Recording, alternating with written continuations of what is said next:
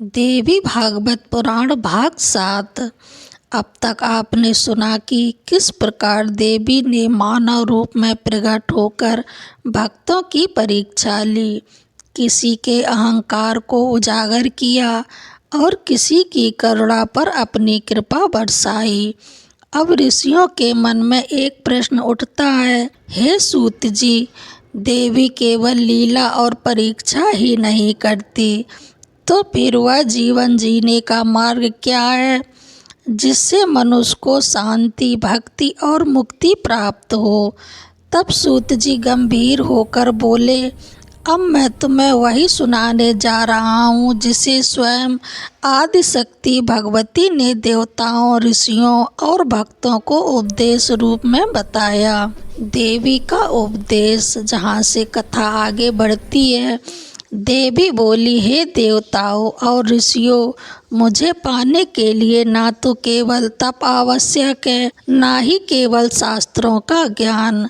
जिसके हृदय में करुणा, सत्य और संयम है, वही मेरा सच्चा भक्त है। देवी ने स्पष्ट किया कि जो बाहर पूजा करता है लेकिन भीतर घृणा रखता है, वह मुझसे दूर है, और जो बिना दिखावे के हर प्राणी में मुझे देखता है, वह मेरे समीप है। देवी ने आगे कहा, भक्ति बिना ज्ञान अंधी हो जाती है और ज्ञान बिना भक्ति शुल्क हो जाती है। इसलिए मनुष्य को चाहिए कि भक्ति, ज्ञान और कर्म तीनों को साथ लेकर चले। उन्होंने उदाहरण दिया, गृहस्थ भी मेरा भक्त हो सकता है, राजा भी मेरा साधक हो सकता है, और साधु भी तभी पूर्ण है जब उसके भीतर अहंकार ना हो। देवी ने एक कथा सुनाई। एक समय एक महान ज्ञानी था जो स्वयं को सबसे बड़ा भक्त मानता था। वह प्रतिदिन देवी का नाम लेकर, परंतु किसी निर्धन को देखकर उसका मन कठोर हो जाता।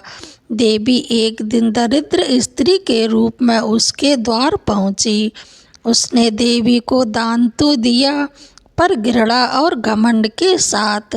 उसी रात्रि उसे स्वप्न में देवी ने दर्शन देकर कहा, दान हाथ से नहीं, हृदय से किया जाता है। जहाँ करुणा नहीं, वहाँ मैं नहीं हूँ। उस दिन उस ज्ञानी का अहंकार टूट गया और वही क्षण उसका वास्तविक उद्धार हुआ। देवी ने कहा, जिसे तुम अबला कहते हो वही सृष्टि को जन्म देती है। नारी में मेरी संपूर्ण शक्ति विद्यमान है। उन्होंने कहा, माता के रूप में सृजन, पत्नी के रूप में संतुलन, कन्या के रूप में भविष्य और साधिका के रूप में मोक्ष का द्वार। जो समाज नारी का अपमान करता है वह मेरी कृपा से वंचित हो जाता है। ऋषियों ने पूछा, हे माता, कलयुग में जब मनुष्य दुर्लभ होगा तब वह आपको कैसे पाएगा? देवी बोली, कलयुग में मेरा नाम ही मेरा स्वरूप है। जो श्रद्धा से मेरा स्मरण करेगा वही भय से मुक्त होगा। उन्होंने कहा, अधिक विधि नहीं है, अधिक दिखावा नहीं है, केवल सच्चा स्मरण, सेवा और श्रद्धा भाव। सूत जी बोले, इस प्रकार देवी ने जीवन का वह मार्ग बताया जो मनुष्य को भोग में फंसाए बिना भक्ति तक पहुँचता है।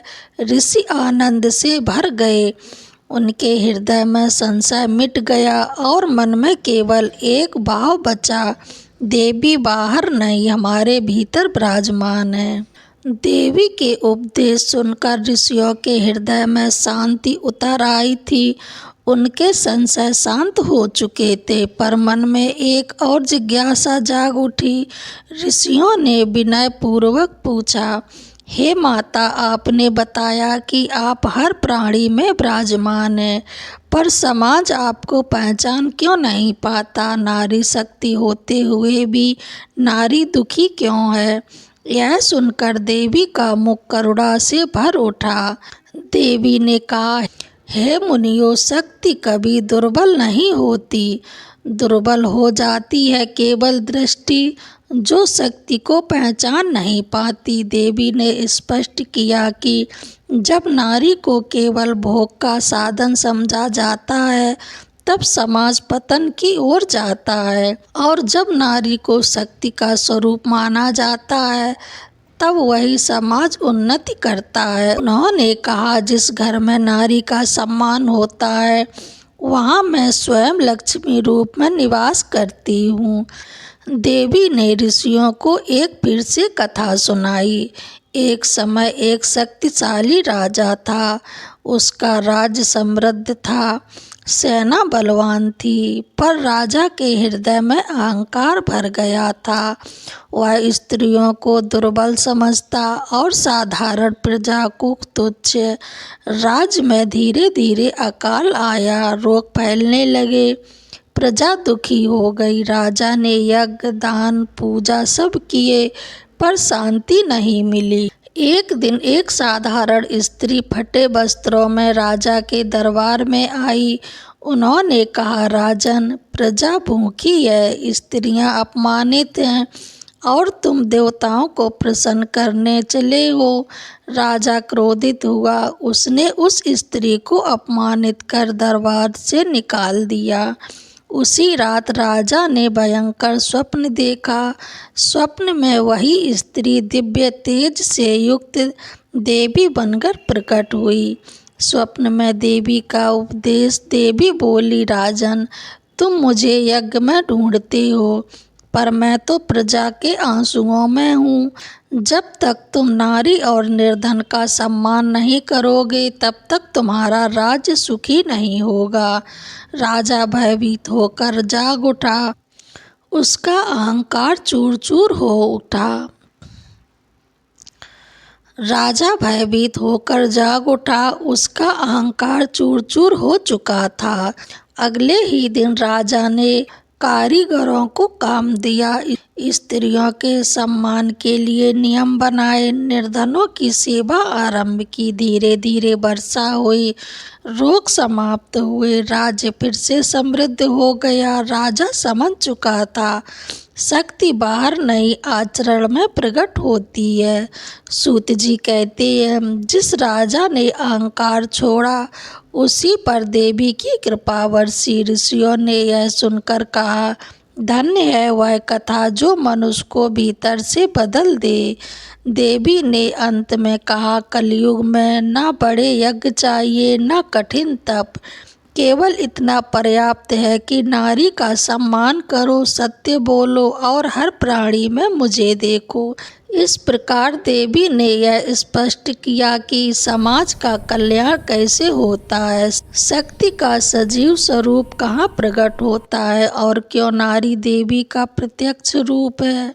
देवी के वचनों से ऋषियों का मन शांत हो गया था और अब उनके हृदय में एक गहरी जिज्ञासा जाग उठी। उन्होंने पूछा, हे जगत जननी, आपने राजाओं और समाज की बात कही, पर साधारण गृहस्थ जो न तप कर सकता है न बड़ा दान दे सकता है, वह आपकी कृपा कैसे पाए। यह सुनकर देवी मुस्कुराई। देवी ने कहा, हे मुनियों, मेरा सबसे कठिन आश्रय गृहस्थ आश्रम है। जो गृहस्थ में रहकर भी धर्म, संयम और करुणा बनाए रखे वही मेरा प्रिय है। उन्होंने स्पष्ट किया, जो परिवार चलाता है वही त्याग सीखता है, जो बच्चों को संस्कार देता है वही धर्म फैलाता है, और जो पत्नी, माता, बहन का सम्मान करता है वही मेरी पूजा है। देवी ने एक और कथा सुनाई। एक छोटे से गांव में एक अत्यंत निर्धन गृहस्थ रहता था। उसके पास ना धन था ना विद्या, पर उसका हृदय निर्मल था। वह प्रतिदिन सूर्योदय से पहले उठकर इतना ही करता, माता, आज जो भी होगा आपकी इच्छा से होगा। उसके घर में कई बार अन्न समाप्त हो जाता, बच्चे भूखे सो जाते, पर वह कभी किसी को दोष नहीं देता। उसकी पत्नी भी कहती, माता जो करे वही हमारे लिए मंगल है। एक दिन देवी वृद्धा स्त्री के रूप में उसके द्वार आई। उन्होंने कहा, बेटा 2 दिन से कुछ खाया नहीं, थोड़ा अन्न मिल जाए। तो गृहस्थ के पास केवल 1 मुट्ठी आटा बचा था। वह बिना सोचे बोला, माता यही सब है, पर पहले आप खाएं। जैसे ही उस वृद्धा ने पहला कौर लिया, पूरा घर दिव्य प्रकाश से भर गया। वृद्धा का रूप बदल गया।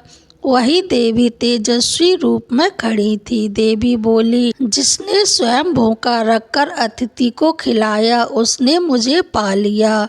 उस दिन के बाद उसके घर में अन्न की कमी नहीं रही, रोग दूर हो गए और सबसे बड़ी बात, मन में संतोष स्थिर हो गया। देवी ने कहा, धन से पहले मन समृद्ध होना चाहिए, तभी लक्ष्मी टिकती है। देवी ने ऋषियों से कहा, जो चाहता है कि उसके घर में सुख और समृद्धि बनी रहे, उसे यह स्मरण रखना चाहिए, क्रोध से निर्णय ना ले, नारी का अपमान ना करे, अतिथि को खाली हाथ ना लौटाएं और विपत्ति में भी ईश्वर को दोष ना दें।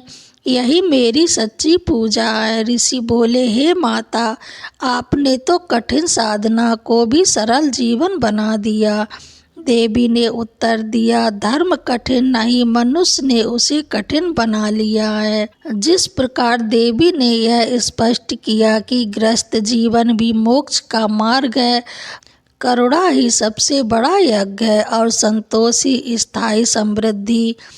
अगले भाग में आप सुनेंगे बड़े राजाओं और महान भक्तों की अंतिम परीक्षाएं, कलयुग में देवी नाम का विशेष फल।